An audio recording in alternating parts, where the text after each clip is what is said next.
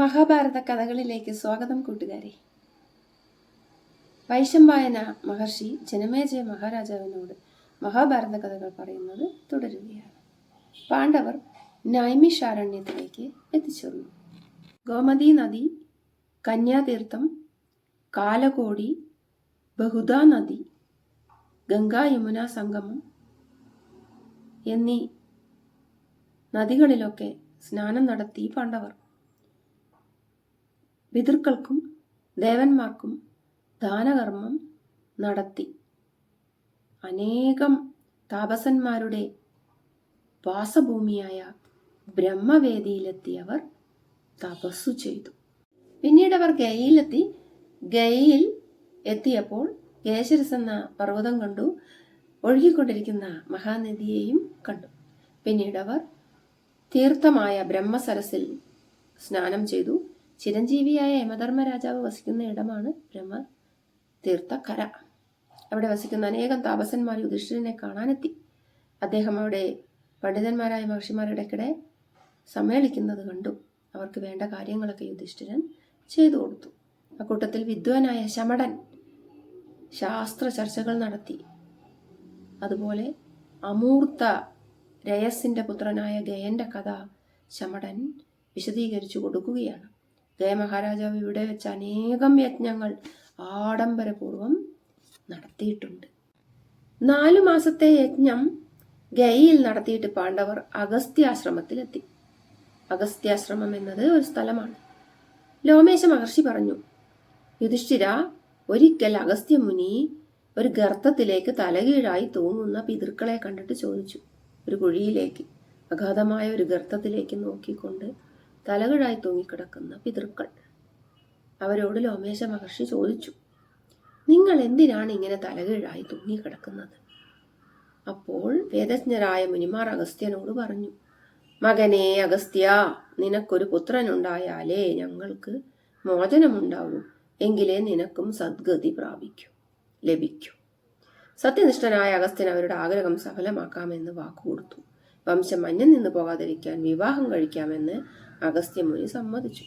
അനുരൂപയായ വധുവിനെ കണ്ടെത്താൻ കഴിയാതെ അദ്ദേഹം വിദർഭ രാജാവിനെ സമീപിച്ചുകൊണ്ട് പറഞ്ഞു, അഗസ്ത്യമുനിക്ക് പറ്റിയ ഒരു സ്ത്രീയെ കിട്ടാത്തതുകൊണ്ട് വിദർഭ രാജാവിന്റെ പുത്രിയായ ലോപമുദ്രയെ വിവാഹം കഴിപ്പിച്ചു തരണമെന്ന് അഗസ്ത്യമുനി ആവശ്യപ്പെട്ടു. അഗസ്ത്യന്റെ അപേക്ഷ കേട്ട് രാജാവിന് സങ്കടം വന്നു. ഈ മഹർഷിയുടെ കൂടെയല്ലേ മകളെ അയക്കേണ്ടത്? മാൻതോലും മരവരിയൊക്കെ ഉടുത്തുകൊണ്ട് രാജാവിന് തൻ്റെ മകളുടെ കല്യാണം ആർഭാടപൂർവ്വം നടത്താനാണ് ആഗ്രഹമുണ്ടായിരുന്നത്. എങ്ങനെ പറ്റില്ലെന്ന് പറയും? മഹർഷിയാണ്, പെണ്ണ് ചോദിച്ചു കൊടുത്തില്ലെങ്കിൽ ശപിക്കും.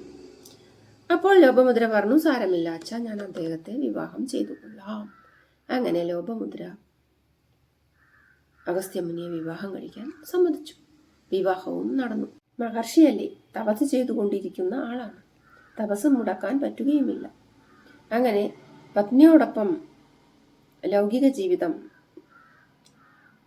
ആസ്വദിച്ച് നല്ലൊരു ജീവിതം ജീവിക്കാൻ മഹർഷി ആഗ്രഹിച്ചു.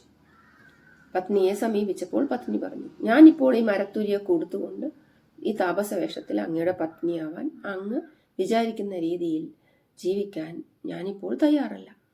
എനിക്ക് ആഭരണ വിഭൂഷിതയായി സുന്ദരിയായി ഒരുങ്ങി വേണം എൻ്റെ ഭർത്താവിനെ പ്രാപിക്കാൻ. അപ്പോൾ അഗസ്ത്യമുനി എല്ലാ രാജാക്കന്മാരോടും സഹായത്തിനായി അഭ്യർത്ഥിച്ചു. ഭാര്യയുടെ ആഗ്രഹം സഫലീകരിച്ചു കൊടുക്കാൻ വേണ്ടി ആളുകളോട്, രാജാക്കന്മാരോട് ചെന്ന് സഹായത്തിനായി അഭ്യർത്ഥിച്ചു. രാജാവ് ഭാര്യയ്ക്ക് വേണ്ട ആഭരണങ്ങളും ഒക്കെ വാങ്ങാൻ വേണ്ടി മഹർഷിയുടെ അടുത്ത് ഒന്നുമില്ലല്ലോ. ശ്രുതർവാവ് എന്ന രാജാവിനോട് ചെന്ന് കടമായി കുറച്ച് ധനം ചോദിച്ചു. ശ്രുതർവാവ് പറഞ്ഞു, വരുമാനവും ചിലവും എൻ്റെ തുല്യമാണ്, അതുകൊണ്ട് എനിക്ക് അങ്ങയെ സഹായിക്കാൻ കഴിയുകയില്ല. ശ്രുതർവാവിനെയും കൂട്ടി അയൽ രാജാവായ ബ്രദ്നശ്വനെ സമീപിച്ചു. ആ രാജാവും അതുതന്നെ പറഞ്ഞു, വരവ് ചെലവ് നോക്കിയാൽ എനിക്കൊരു ലാഭവും ഇല്ല അങ്ങേക്ക് തരാൻ. തുടർന്ന് 3 പേര് കൂടി പുരുകുൽസൻ എന്ന രാജാവിൻ്റെ അടുത്തേക്ക് പോയി.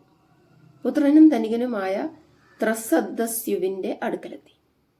സ്വീകരണവും സംസ്കാരവും എല്ലാം കഴിഞ്ഞു. പക്ഷേ വരവ് ചെലവ് നോക്കുമ്പോൾ ഒരു രാജാവിനും അഗസ്ത്യമുനിയെ സഹായിക്കാൻ കഴിയുന്നില്ല. അഗസ്ത്യമുനി നിരാശനായി. തൻ്റെ ഭാര്യയെ പ്രാപിക്കണമെങ്കിൽ ധനം വേണം. അതാരും തരുന്നുമില്ല. ആകെ സങ്കടത്തിലായി. അങ്ങനെ 4 രാജാക്കന്മാരും കൂടി ആലോചിച്ചിട്ട് മഹർഷിയോട് പറഞ്ഞു, മുനിവര, ഇപ്പോൾ ലോകത്തിൽ സമ്പന്നനായ ഒരു ദൈത്യ രാജാവുണ്ട്, ഇല്ലോലൻ. അദ്ദേഹത്തോട് ചെന്ന് ചോദിക്കൂ, ധനം കിട്ടാതിരിക്കുകയില്ല. അങ്ങനെ ലോപമുദ്രയ്ക്ക് വേണ്ടതെല്ലാം വാങ്ങിക്കൊടുത്തു അഗസ്ത്യമുനി. അങ്ങനെ അവർക്കൊരു പുത്രൻ ഉണ്ടാവണമെന്ന് ലോപമുദ്ര ആഗ്രഹിച്ചു. അപ്പോൾ മഹർഷി പറഞ്ഞു, അഗസ്ത്യമുനി, നിനക്ക് 1000 പുത്രന്മാർ വേണോ, അതോ 1000 പുത്രന്മാരോട് കിടപിടിക്കുന്ന 100 പുത്രന്മാർ വേണോ, അതോ 1000 പുത്രന്മാരോട് കിടപിടിക്കുന്ന ഒരു പുത്രൻ, പരാക്രമശാലിയായ ഒരു പുത്രൻ വേണോ?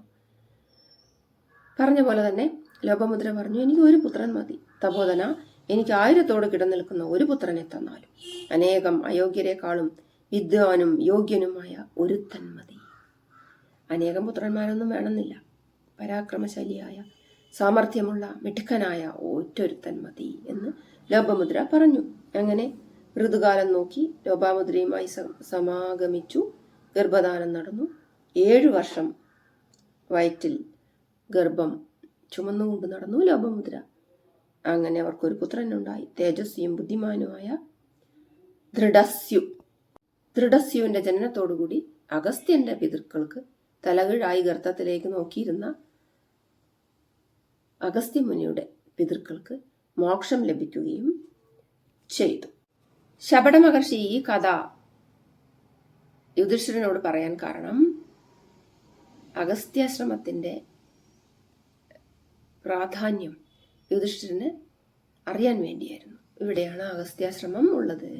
ഗംഗയാറുത ഇതിൻ്റെ അടുത്താണ് ഒഴുകിക്കൊണ്ടിരിക്കുന്നത്. ഇനി നോക്കൂ, ഇവിടെ അടുത്ത് തന്നെ ഗംഗയാർ ഒഴുകുന്നുണ്ട്. ഈ ഭൃഗുതീർത്ഥം 3 ലോകങ്ങളിലും പ്രസിദ്ധമാണ്. എങ്ങനെ? ഭഗവാൻ ശ്രീരാമചന്ദ്രൻ പരശുരാമനെ പരാജയപ്പെടുത്തിയിട്ടുണ്ട് അല്ലേ? പരാജയപ്പെടുത്തി തേജോഹാനി വരുത്തി. ഭൃഗുനന്ദനായ പരശുരാമൻ ഈ തീർത്ഥത്തിലാണ് മുഴുകി വീണ്ടും തേജോമയനായി മാറിയത്. ദുര്യോധനൻ, യുധിഷ്ഠിര, നിന്റെ തേജസ് നശിപ്പിച്ചിരിക്കുകയാണിപ്പോ. ഈ തീർത്ഥത്തിൽ മുങ്ങി അത് വീണ്ടെടുക്കൂ. അതിനാണ് ഈ കഥ പറഞ്ഞു വന്നത്. പരശുരാമന്റെ തേജോഹാനിയാണ് അടുത്ത ഭാഗത്ത് പറയാൻ പോകുന്നത്.